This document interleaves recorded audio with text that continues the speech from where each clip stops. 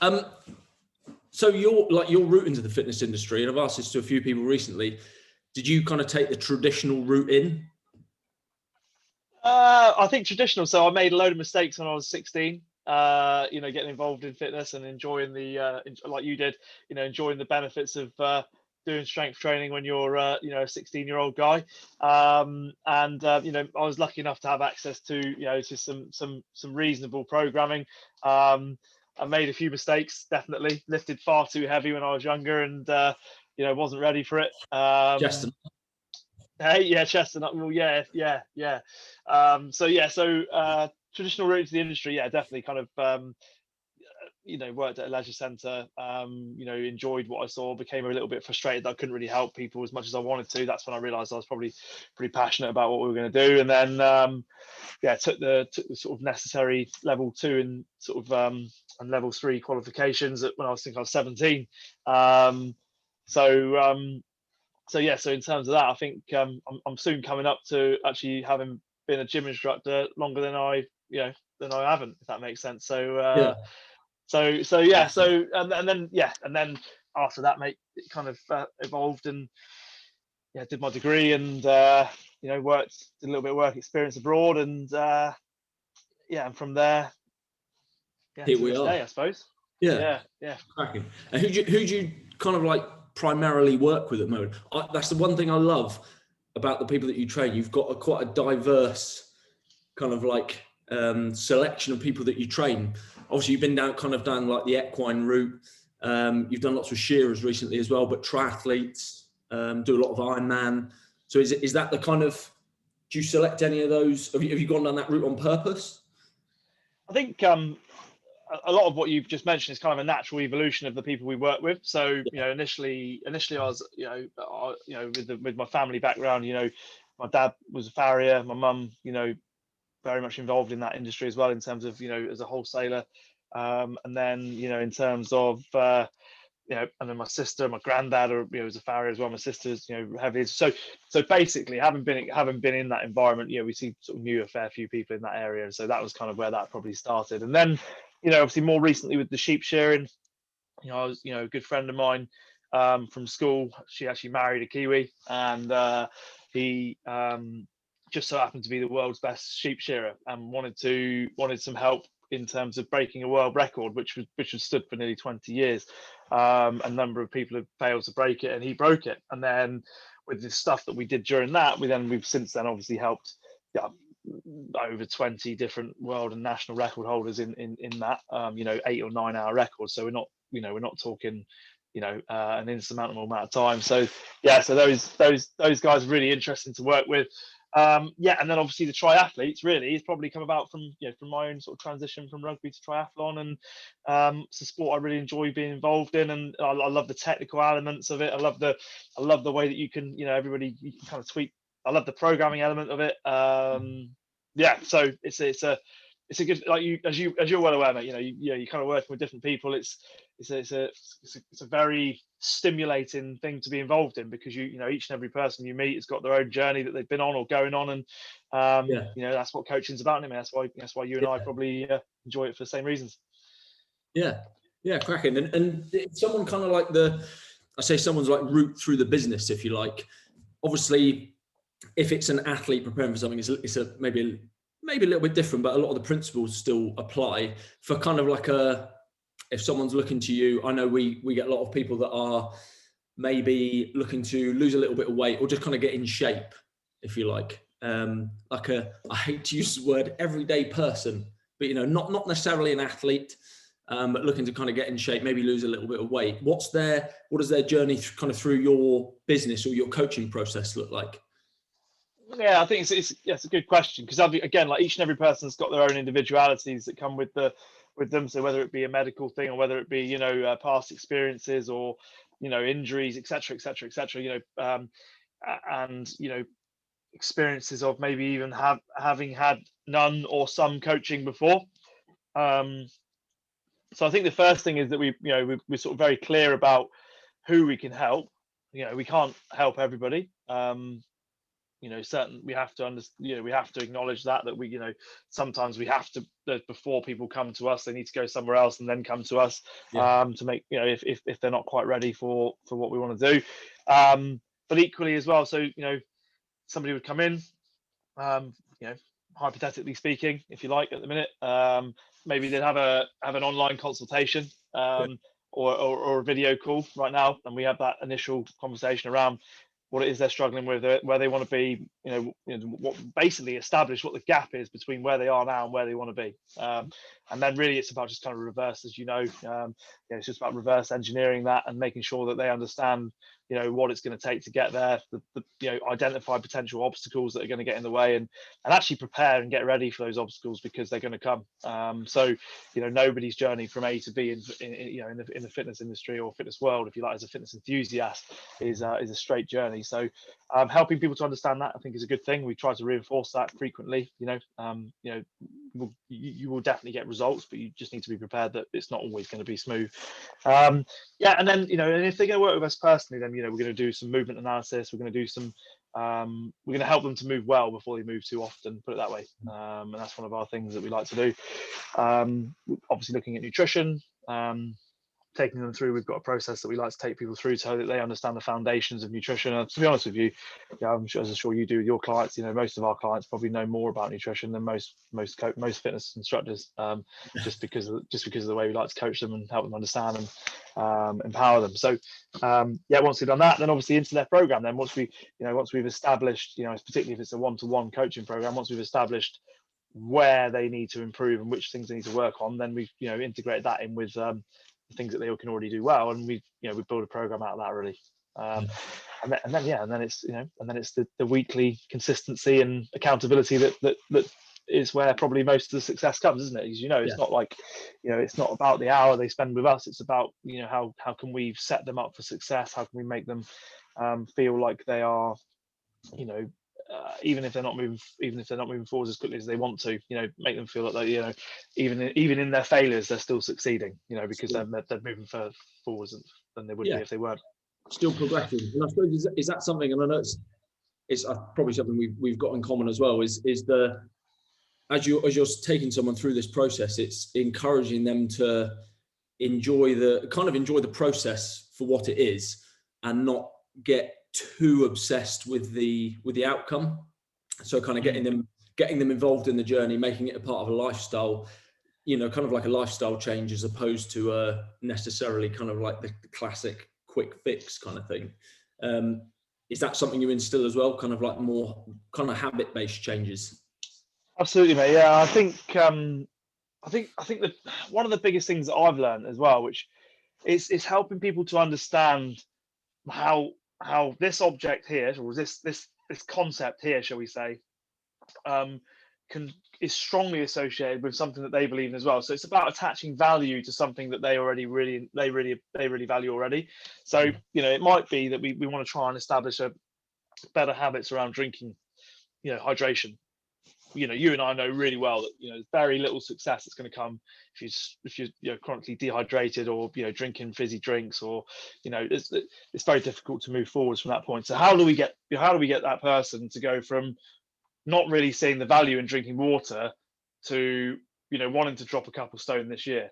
Okay, so here's how we do it. We help empower them, help them to understand a little bit more about why fizzy drinks, what they do, and how we and how the benefits of what we were asking them to do will facilitate their goal. So definitely the habits are really key.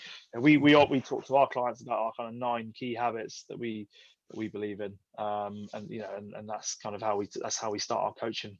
Yeah, sweet. And say changing direction a little bit, if we were going to give people some kind of like some advice, or talk about some common things that we see people do wrong, if they were looking to improve certain physical kind of capabilities, if we take maybe strength, and then aerobic capacity or endurance, is there anything you see? Let's kind of start on the aerobic side of things, the CV side of things.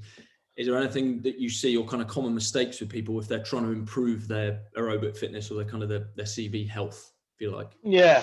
Okay. So I think firstly, it's like, cardiovascular seems to sort of mean running on a treadmill, when actually absolutely doesn't have to. I think whenever we think cardiovascular, we think traditional cardiovascular methods, and it doesn't have to be that way. So if somebody's inclined to enjoy doing strength training, there's nothing wrong with us, and you'll know probably as well, like, the idea of perhaps using an object such as a barbell or a dumbbell, and spending some time, doing a few exercises without letting go of that. And that can elicit a good cardiovascular response. Now, probably, like, if we're looking at the kind of traditional cardiovascular things, I think training too hard all the time, like spending far too much time as a percentage of their total training time, doing high intensity interval training, it doesn't allow for the same, cellular adaptations that people want to see to improve their aerobic fitness. I think the other thing as well is that, we see this a lot in the sort of, so we say, the multi-sport world, is like, these really hard intervals all the time, when actually 80% of the time you just need to be training, not in the gray zone in the middle, but either steady or hard. 80% of the time in this kind of steady zone over here, 20% here, and not too much time in the middle, because the time in the middle is the one that kind of doesn't really move you forwards in terms of your fitness levels, but it also takes so much out of you if you spend too long there, that you can't really go well in either of the other two areas. So that would be something that I would say to a lot of people. Also as well, like, not to lose technique. So we're trying to improve the way you move so that biomechanically you're more efficient. So if you just continually do things with bad form, then potentially you're basically you're pressing save on a bad document. Yeah, like you need to, like if you want to run better, you need to run better before you break down, rather than run better, break down, and just keep running through it. So what we need to do is help people to establish, okay, so maybe I'm going to do some 400-meter repeats at the same effort that I would do my half marathon at. But what I'm going to do is I'm going to make sure that the 400-meter repeats are done in a really, with really good form, and I'm going to make sure the recovery is good, and the effort then enables me, the relative effort that takes enables me to hold that form, so that then when I go to do my half marathon, neurologically my body understands what it feels like to be in the right position. So practicing all these things as a skill, I suppose, as opposed to, and again, it's something we do at the studio. You try and get people to move, like say, move well, and then start to add load, intensity, volume, kind of as you improve on that skill, and not just, like you say, just kind of ingraining these bad habits under fatigue. You kind of want to get good at a skill first, and then start to kind of show it, if you like, through those increases in intensity, volume, or kind of weight, I suppose. Yeah, and I think that's exactly it. Like on the strength side of things, so we talk about aerobic, but on the strength side of things, to not allow the ego to get in the way, and actually, understanding other ways of you maybe. So, like, I really enjoy the idea of say we're doing some bench press, or say we're doing some squats, and using RPE, rate of perceived exertion, so using that as a scale on how to actually know when to go for another rep or not. So to stop the ego getting in the way, you go, okay, so we're going to do some squats today, aiming for 12 repetitions with an RPE of 8. So it basically means that the RPE of 8 means could you do 10 would be maximal. So you stop when you don't think you could do 2 more squats with good form. So you go before you get to technical failure. So I really like that concept as well, to help prevent injury, overtraining, and keep you kind of, and keep, so you can leave your ego at the door. And I think that's something we will focus on, is that, and whenever we're programming strength work for people, is it's trying to get out of that failure mindset, which, like you say, kind of, it's our, almost like, it's definitely for me, especially how I grew up with my training. When it was gym based, it was all kind of like that kind of bodybuilding-y vibe, where you're trying to do everything to failure. There's exercises that you might not be doing properly, but you're encouraged to go to failure all the time. Whereas, good programming, you get that kind of that balance, like you were saying, of not spending too long in, and you can use the same, I suppose, the same analogy for the kind of aerobic side of things. You're kind of not in that gray zone too much where you're pushing pretty hard regularly. You can kind of go through this period where you start to push an exercise a little bit harder, or maybe a set kind of instead of a collective set of reps. You can push a little bit harder towards the end. But I suppose the ramble I'm trying to go on is that you don't need to go to failure all the time to get results through strength work. I think, and I think it sort of also depends a little bit on where you're at in terms of your own experience in strength training, and are you ready to go to that point, and the relatives are always there as well. So what you can achieve in the first week will be very different to what you can achieve in the 6th week and the 12th week. So to make sure that you document that and you understand, right, okay, so this is where I was in week 1, this is where I was in week 6, this is where I was in week 12, this is what the weights were, and you just understand it a little bit more then. And then to finish up, I suppose, do you see, if you are trying to look at kind of improve, not even from an athlete perspective, but improve aerobic performance, or get someone quicker for a 10K or half marathon, in terms of programming strength work, do you find, and it depends who you're working with, do you find that something common we see is not a lot of people introduce strength work into a program, even if they are trying to improve, like a 10K time, half marathon, they tend to veer away from strength work. Is that something that you see got a common mistake with people? How do you program that in with clients? Yeah, I think it's one of those unfortunate things as well, is that, for some people, a general strength program will make a bit of difference. For many people, it may not, and that's the problem. Is that a general strength conditioning program, if you're already quite weak, is going to help you, because neurologically you're going to start firing better. You're going to move, your body's going to react a little bit better to that.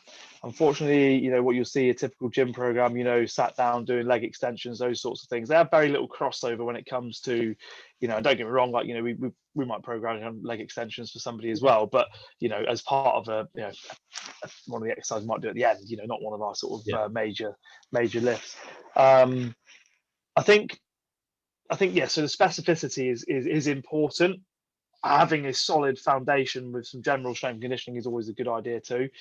I think the older the person, within reason, I think it becomes even more important for injury prevention.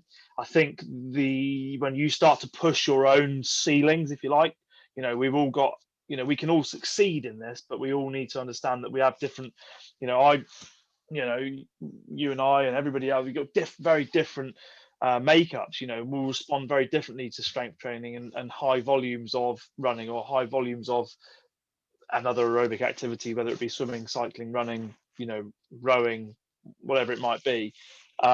So strength training for each one of those, to get better at any one of those things, at some point needs to become a little bit more specific.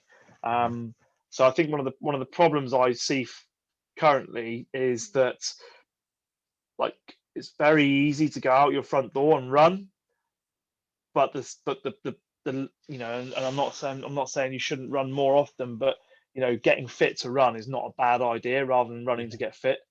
And I think you and I have a lot of contacts in our network where we're with physios, and I'm sure they would probably agree that they're seeing probably too many injuries at this time of year, which should never have happened, because strength training's been ignored, not just in the first 6 weeks of this year, but maybe before as well. And then we've got this added problem right now of potentially more people being sat down more often. So you go from a seated position, curled up all day, to then going out your front door and grabbing any second you've got when you're not homeschooling, or I sympathize with those people that have to try to do that. But what we can do as professionals is help them to understand that maybe some other exercises before they go out running, as almost as part of a warm-up, which you and I would kind of talk about as activation exercises, might be a good idea for them to include in their warm-up, so that before they go running, the right muscles are going to be doing the job for them,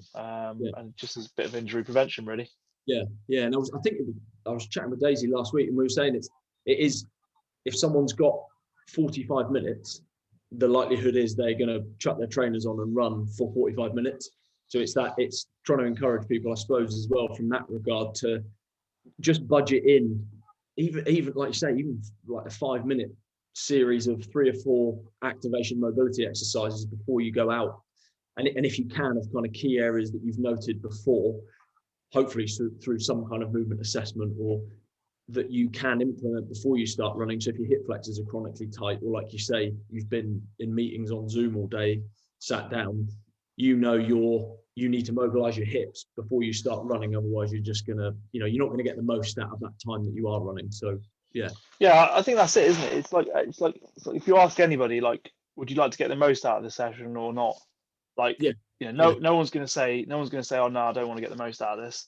Like, everyone wants to get the most out of what they're about to do. So, if that means, that you need to spend 5 minutes at the start of every session doing a little bit of extra work on whatever it is you need to do, or if it means that you need to spend 30 minutes 3 times a week working on something that's, then, that's so that you can then go and perform better, then I'm pretty sure most people would want to make the most of it anyway. Yeah. Cracking. Bro, well, thank you for the chat, mate.